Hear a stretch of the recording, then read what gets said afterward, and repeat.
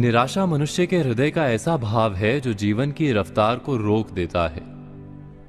जीवन का सफर ठहर जाता है। ऐसी निराशा हम सबने कभी ना कभी जीवन में अवश्य देखी है। जब लगता है कि संसार शत्रु है, हमारे सुख का मार्ग सदा के लिए अवरुद्ध हो गया है, श्वास जब बोझ बन जाती है और जीवन का अंत लुभावना लगता है, हम मानते हैं कि आशा यदि जीवन है तो निराशा मृत्यु है। किंतु क्या ये सत्य है? आशा के अभाव का नाम क्या निराशा है? शब्दों से ऐसा लगता है, पर वास्तव में आशा और निराशा का कोई संबंध ही नहीं। वो कैसे? एक बार विचार कीजिए कि आशा क्या है।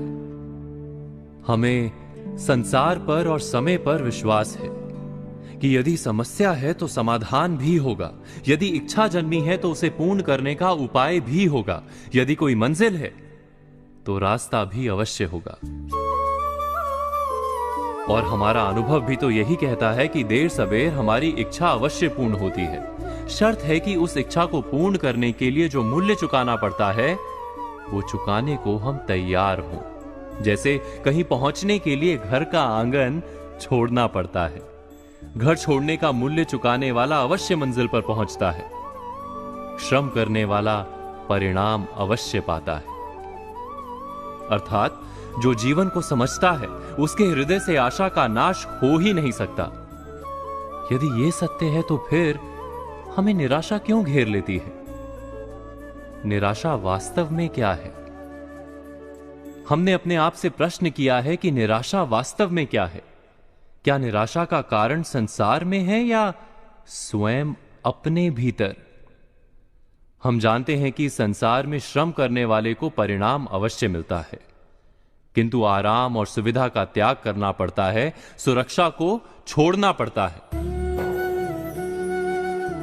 किंतु हम अपनी सुरक्षा और सुविधा का त्याग करने को तैयार नहीं होते, सज नहीं होते। हम कार्य का सुखदायी परिणाम तो चाहते हैं, परंतु अपने श्रम की मर्यादा बांध लेते हैं। इच्छा पूर्ण करना चाहते हैं, परंतु पूरा मूल्य चुकाने को हम तैयार नहीं होते। हिमालय की चोटी पर पहुंचना है, पर घर का आंगन नहीं छोड़ना है। वहां से निराशा का जन्म होता है। अर्थात आशा के ना होने को निराशा नहीं कहते। निराशा वास्तव में हमारे आलसीपन का नाम है। जो श्रम और त्याग कर पाता है उसे निराशा कभी पीड़ा नहीं देती। क्या ये सत्य नहीं?